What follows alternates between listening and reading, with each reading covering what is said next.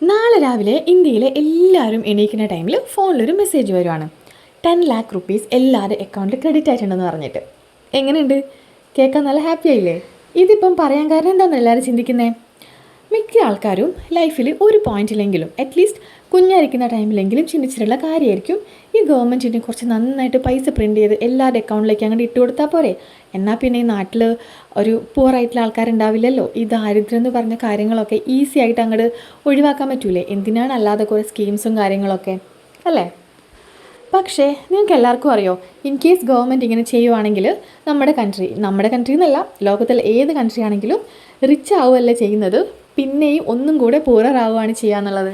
അതെന്തുകൊണ്ടാണെന്ന് അറിയില്ലെങ്കിൽ വാ പറഞ്ഞുതരാം. സപ്പോസ് നമ്മളിപ്പോൾ ഒരു വില്ലേജിലാണുള്ളത്. ആ വില്ലേജിൽ 100 ആപ്പിൾസ് ഉണ്ട്. ടോട്ടൽ മണിയായിട്ട് അവിടെയുള്ളത് ഒരു 100 റുപ്പീസ് മാത്രമാണ്. അപ്പം ഒരു ആപ്പിളിന് എത്രയാണ് വരുന്നത്? 1 റുപ്പിയാണ് വരുന്നത്. ഓക്കെ, ഇനി ഗവൺമെൻറ് സഡനായിട്ട് ഒരു 900 റുപ്പീസ് കൂടെ പ്രിൻറ്റ് ചെയ്തു. എന്നിട്ട് എല്ലാവർക്കും കൊടുത്തു. 900 റുപ്പീസ് കൊടുത്തു.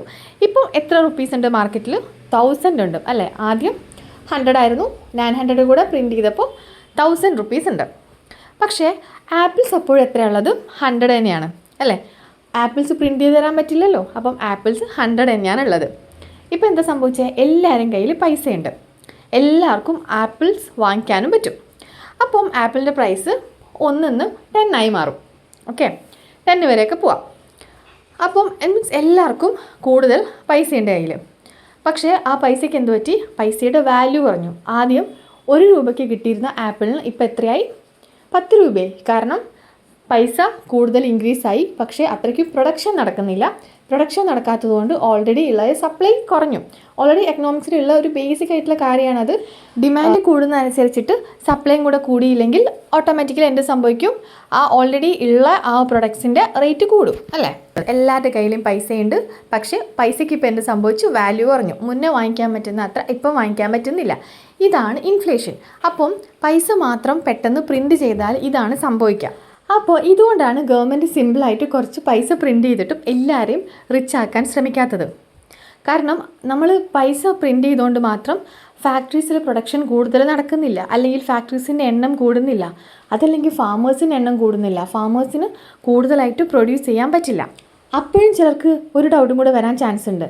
ഓക്കെ, ഇന്ത്യയിലെ മാർക്കറ്റിൽ ഈ റുപ്പീസ് ഇങ്ങനെ ഇൻക്രീസ് ആയി കഴിഞ്ഞാൽ ഇൻഫ്ലേഷൻ ഉണ്ടാവും, ഇതേപോലത്തെ പ്രശ്നങ്ങളൊക്കെ ഉണ്ടാവും.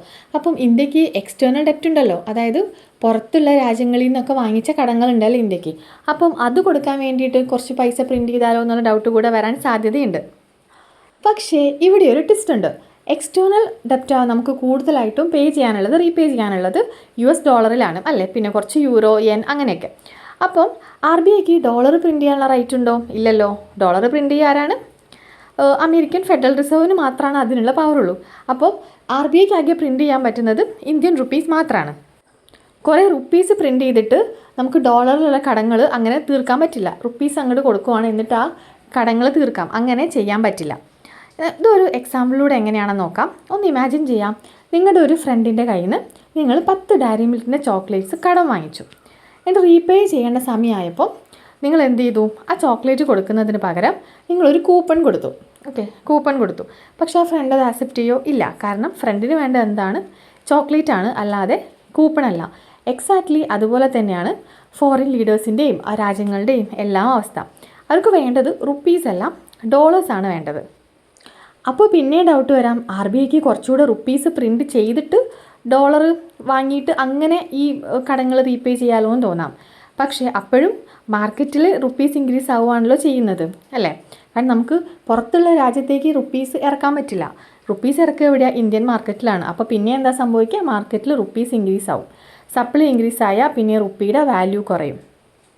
അതിനിപ്പോൾ ഒരു എക്സാമ്പിളായിട്ട് പറയുവാണെങ്കിൽ, സപ്പോസ് ഒരു ഡോളറിൻ്റെ റേറ്റ് 90 ആണെന്ന് വിചാരിക്കാം. ഓക്കെ, അതായത് $1 എന്ന് വെച്ചിട്ടുണ്ടെങ്കിൽ ഇന്ത്യൻ റുപ്പി 90. അത് എക്സസീവ് പ്രിൻറ്റിംഗ് ആയി കഴിഞ്ഞാൽ ഒരു ഡോളർ ചിലപ്പം 95, 100 അബോ ഒക്കെ ആവാം, അല്ലെങ്കിൽ അതിൻ്റെയും മുകളിലാകാം. അപ്പോൾ ഒരു ഡോളർ വാങ്ങാൻ തന്നെ കൂടുതൽ റുപ്പീസ് വേണം. അതായത് $1 = റുപ്പീസ് 90 എന്ന് വെച്ചിട്ടുണ്ടെങ്കിൽ $1 നമുക്ക് കിട്ടണമെങ്കിൽ നമ്മൾ 90 റുപ്പീസ് അങ്ങോട്ട് കൊടുക്കണം. അപ്പം അത് കുറച്ചും കൂടെ കൂടി $1 95 ആവുമെന്ന് വെച്ചിട്ടുണ്ടെങ്കിൽ $1 കിട്ടണമെങ്കിൽ നമ്മൾ 95 റുപ്പീസ് പേ ചെയ്യണം. അതുകൊണ്ട് തന്നെ എക്സ്റ്റേണൽ ഡെപ്റ്റ് റീപേ ചെയ്യുന്നത് അവിടെ ഈസി ആവുന്നില്ല, മറിച്ച് അതവിടെ കൂടുതൽ എക്സ്പെൻസീവ് ആവുകയാണ് ചെയ്യുന്നത്. So remember one sentence, countries don't become rich by printing money. അല്ലെ, ജസ്റ്റ് മണി പ്രിൻറ്റ് ചെയ്തുകൊണ്ട് ഒരു കൺട്രി റിച്ച് ആവുന്നില്ല. കൺട്രീസ് റിച്ച് ആവണമെങ്കിൽ അവിടെ പ്രൊഡക്ഷൻ കൂടുതൽ നടക്കണം, ബെറ്റർ സർവീസസ് വേണം, എക്സ്പോർട്സ് കൂടുതലായിട്ട് വേണം, ഫോറിൻ കറൻസി കൂടുതൽ ഏൺ ചെയ്യണം.